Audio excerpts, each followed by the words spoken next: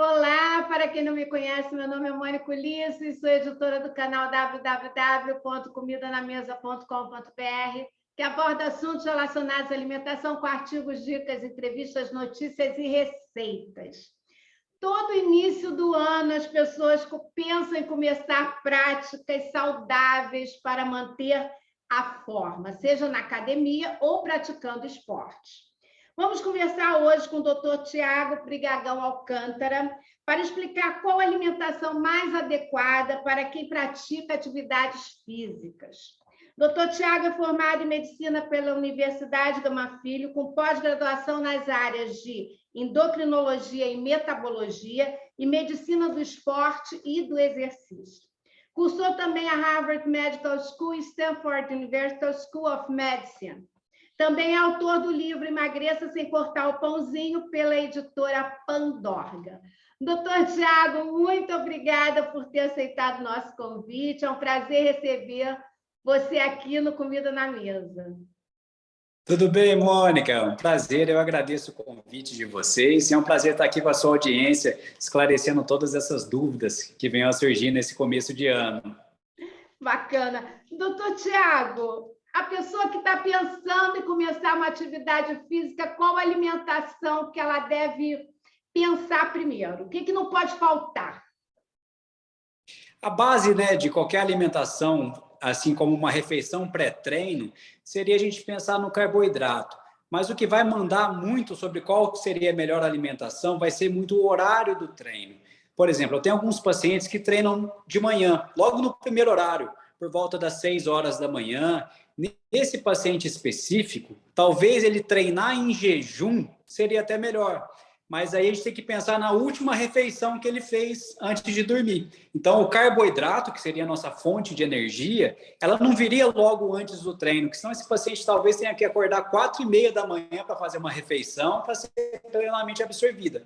Nesse paciente que treina no primeiro horário, ele comer um carboidrato no jantar, já vai ser aquele estoque de energia para ele gerar essa energia no primeiro treino. Então, o que vai mandar muito da refeição, além de variáveis, de cada pessoa, é o horário do treino, o horário que vai ser essa atividade física. Então, o carboidrato seria a nossa fonte primária dessa energia para uma atividade física, sempre na última refeição. E o que vai mandar o horário do treinamento.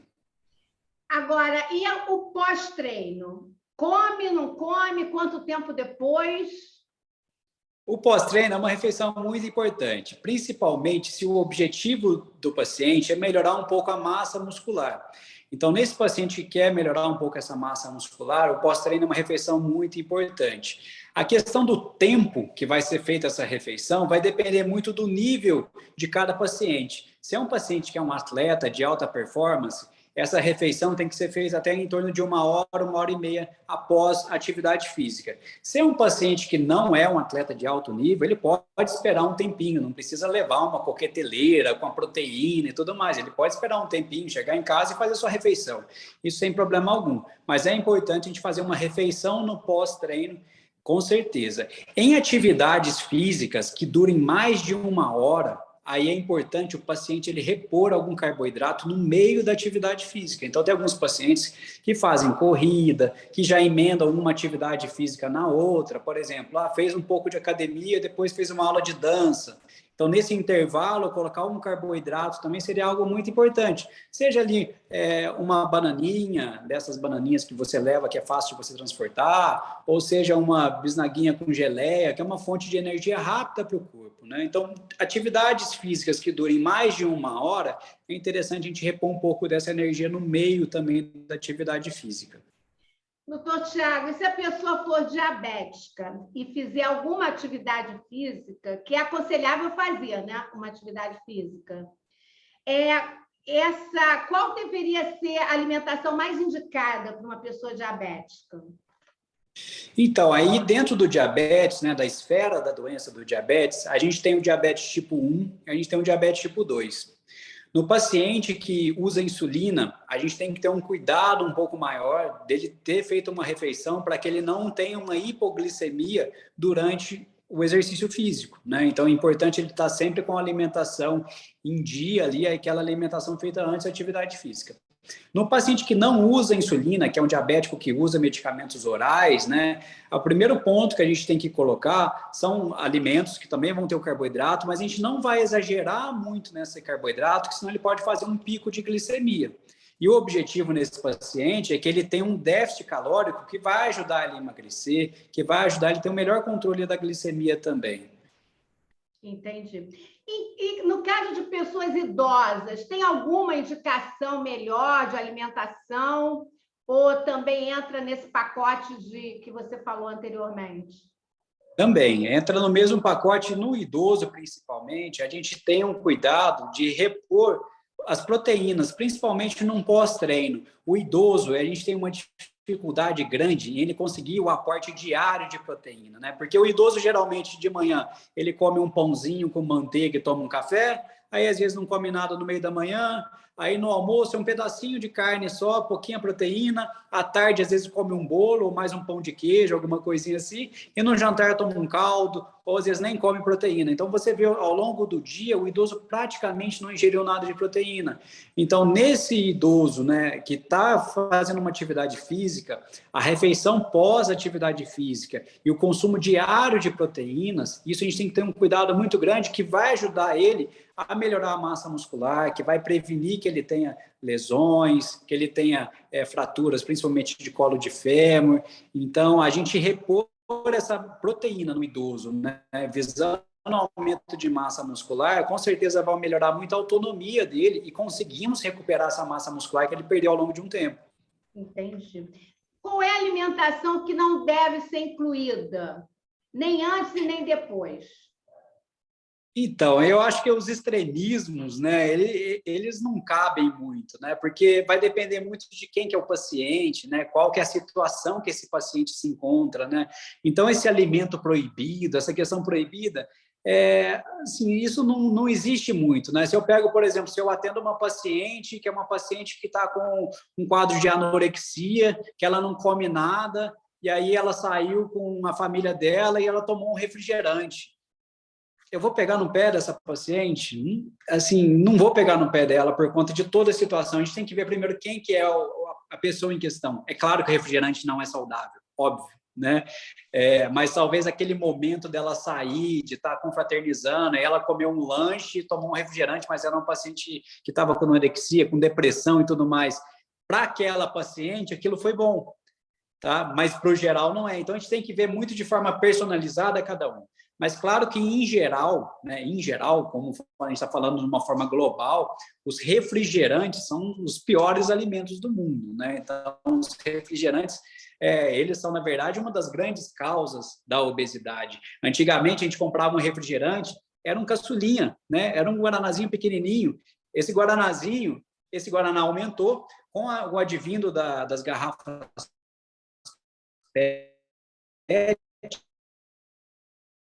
principalmente, ficou muito mais... Antigamente era uma garrafa de vidro, depois que transformou na garrafa de... né, e aumentou demais o consumo, né? E o refrigerante, por ter muito açúcar, ser uma bebida muito açucarada, só para você ter ideia, uma latinha de refrigerante 350 ml, né, de qualquer um deles, né? Não vamos falar de marcas, mas qualquer refrigerante normal, que não seja diet, de 350 ml, o que ele tem de carboidrato é equivalente a 3 colheres de sopa de um creme de avelã famoso que existe, né? Então, numa lata, equivale a 3 colheres de sopa do creme de avelã famoso, né? Entendi. Então, se eu falasse para uma pessoa, assim, come agora 3 colheres, né, de creme de avelã, a pessoa não consegue comer 3 seguidas, mas beber uma lata de refrigerante gelado, ela bebe. Então, as bebidas, o fato de ser líquido, né, o líquido desce, né, o sólido, o pastoso é um pouco mais difícil de descer. Então, isso veio sobrecarregando demais esse consumo de carboidrato, o que veio colaborando com esse aumento exponencial da obesidade, principalmente a obesidade infantil, já começa lá de baixo. Às vezes atendo mães que dão uma madeira de refrigerante para a criança. Nossa, isso eu quero morrer quando eu vejo um negócio desse, né? Então, a obesidade infantil é algo que a gente tem que assim combater com unhas e dentes. E o pessoal não fala com tanta veemência sobre essa importância, né? E como fazer. Em relação aos suplementos alimentares, eles podem ser usados antes do esporte, depois da atividade física? É aconselhável usar ou não? Em geral, os suplementos alimentares eles podem ser muito bem-vindos, se bem aplicados. Porque a gente tem que separar o conceito que suplemento não é alimento. É lógico que seria melhor a gente conseguir o alimento, né? Mas se a gente não está conseguindo através do alimento, o suplemento ele pode ser uma muleta muito boa. Eu dei o exemplo do idoso, né? Que o idoso tem dificuldade com a proteína, às vezes ele não consegue comer um grande volume de proteína, mas beber uma dose de uma proteína em pó, ele consegue.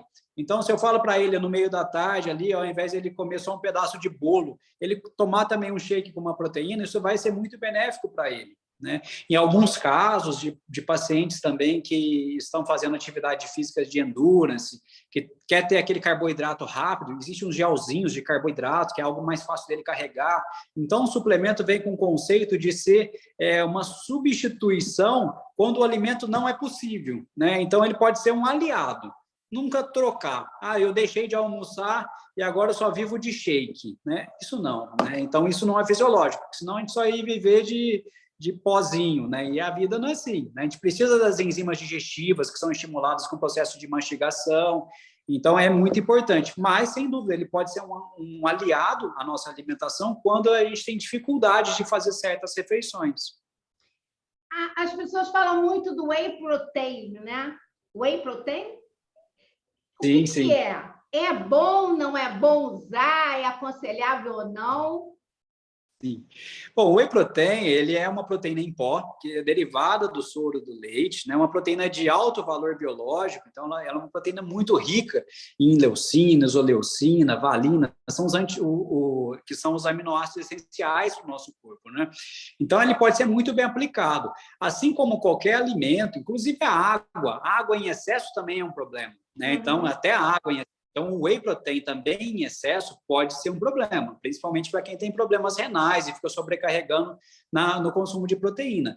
Mas um consumo de whey protein aliado a uma alimentação onde você tem esse balanceamento do consumo diário de proteínas, o whey protein é um excelente suplemento alimentar que pode ajudar muito a gente nesse processo de hipertrofia, nesse processo também de melhora da composição corporal, aumento da saciedade. Então, ele pode ajudar muito a gente em vários processos aí, como um suplemento, tá? Nunca como, só vou viver de whey protein, ou vou exagerar no consumo de whey protein. Então, a gente tem que tomar cuidado com os exageros, né?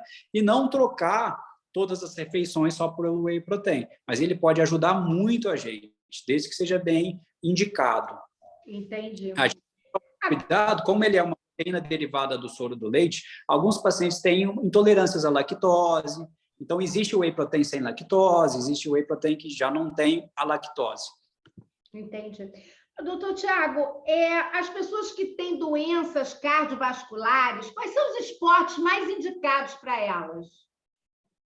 Então, a musculação, o exercício de hipertrofia, né, ele é indicado para todos os pacientes, inclusive os pacientes que estão com problemas cardiovasculares, seja em tratamento, seja como prevenção. Então, a parte da musculação, sem dúvida, é um aliado muito importante. Eu falo que o exercício físico ideal, né, um paciente que está fazendo atividade física de forma ideal, vai englobar 3 processos. Vai englobar a musculação, que é o exercício de hipertrofia, vai também somar com a parte cardiovascular, então exercício aeróbico também, e exercício de flexibilidade. Então, o pilates, a yoga. Então, num paciente que consegue aliar esses 3 pontos, né, que seria força, cardiovascular e flexibilidade, esse paciente está diante de um treinamento perfeito, tá? Então, não vê só, tem que fazer só o aeróbico. Não, a gente tem que ter esses 3 pontos, porque também o paciente, às vezes, está fazendo muito aeróbico, ele não tem uma massa muscular legal, o risco dele ter lesão é muito grande. Num paciente que ele é muito encurtado, também a flexibilidade é ruim, esse paciente também aumenta o risco de lesão. Então, a gente quer que seja uma alteração de estilo de vida que vai ser duradoura e sempre prevenindo o risco de lesão, que é o nosso grande ponto também. Então, a gente tem que alinhar musculação, a parte cardiovascular e flexibilidade. A gente entra no padrão ideal da atividade física. E o mínimo são 2 vezes por semana ou 2 vezes por semana não dá resultado? Então, essas 2 vezes por semana, né, vai depender do tempo que você faz. Eles falam muito do valor que você necessita de fazer, que seriam 2 horas e meia de atividade física por semana. Em todos os meus pacientes, eu dou prioridade à frequência, porque se a gente pensa da seguinte maneira, um mês tem 4 semanas. 2 vezes na semana, 2 vezes 4, 8. Aí o paciente faz 8 dias de atividade física e descansa 22. Essa conta não fecha direito, né? Então, até 3 vezes por semana ainda é pouco. O que eu considero 4 vezes por semana de meia hora que seja. Então, o paciente que está ali com 40 minutos só de tempo para fazer uma atividade física, mas 4 vezes por semana, esse paciente, poxa, ele já consegue fazer ali treinamento 16 vezes no mês, descansa 14, é 40 minutinhos, 30 minutinhos. Esse paciente tem uma frequência legal e consegue já colher vários benefícios. 2 vezes por semana é muito pouco, mesmo sendo 2 vezes por semana de 1 hora, que daria 2 horas por semana, né? Mas ainda está sendo um período muito pouco por causa dessa frequência muito espaçada. Entendi. Mais alguma dica para quem está começando agora a praticar atividades físicas? O que precisa saber antes de tudo? Sim, assim, o primeiro ponto é que nunca é tarde para começar, né? Eu tenho pacientes com umas mudanças absurdas, né? Mesmo paciente que já começou com mais de 70 anos e nunca fez atividade física, e mesmo assim colhe resultados assim absurdos, que a gente não imagina o quanto que esse benefício pode acontecer nesse paciente, né? Principalmente de melhora de autonomia. O paciente que às vezes estava caminhando com muita dificuldade, ele já começa a caminhar com mais facilidade, né? A gente vê muito isso nos idosos, né? Um idoso cai no chão, não consegue se levantar, né? Tropeça num tapete e quebra um fêmur. São coisas que não é para acontecer, desde que ele se prepare para isso. Então, já está muito tarde para começar. Isso nunca é tarde para você começar, né? Procurar sempre profissionais que vão te orientar. Então, se nunca teve dentro de uma academia, é importante ter um personal que vai acompanhar, um educador físico. Se tem dificuldades com a parte da alimentação, tem um nutricionista que vai te ajudar, um médico que também vai orientar a parte dos exames, que a gente conversou também. Então, você ter essa equipe multidisciplinar vai te ajudar a você colher os resultados de uma maneira muito mais segura e muito mais rápido também. Então, meu conselho é o seguinte, não demora para começar.